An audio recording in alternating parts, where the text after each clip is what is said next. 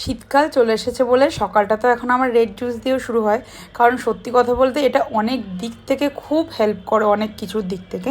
গেছিলাম বাজারে একটু পটল পাতা খোঁজার জন্য, বিকজ ডালটা খেতে খুব ভালো লাগে, বাট ফাইনালি পেলাম না। তো আমাদের পুরো লাঞ্চের মেনুটাই চেঞ্জ হয়েছিল। লাউ শাকের ঝোল বানিয়েছিল চিংড়ি মাছ কুমড়ো দিয়ে পোস্ত দিয়ে, খুব সুন্দর হয়েছিল, ঝোল ঝোল করেছিল। আর হয়েছিল লাউ পাতাতে চিংড়ি মাছের পাতুরি। তার সাথে শীতকাল চলে এসেছে, এখন তো মাঝে মাঝেই প্রায় সবসময় বলতে গেলে বেগুন পোড়াটা খাওয়াই হয়। তারপরে সবাই মিলে গেছিলাম সিনেমা দেখতে, টুবাই ছিল, বাট টুবাই একটু কলে ব্যস্ত ছিল। অ্যান্ড কোন সিনেমা দেখতে এসেছি তো তোমরা বুঝতেই পারছো, পুষ্পা 2।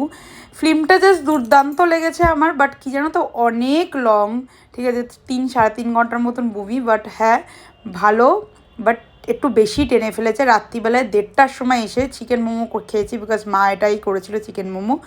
আর চিকেন মোমোটা তো অ্যাজ ইউজুয়াল দুর্দান্ত হয়েছে। তো মিনি ব্লগটা এখানেই শেষ করলাম, টাটা।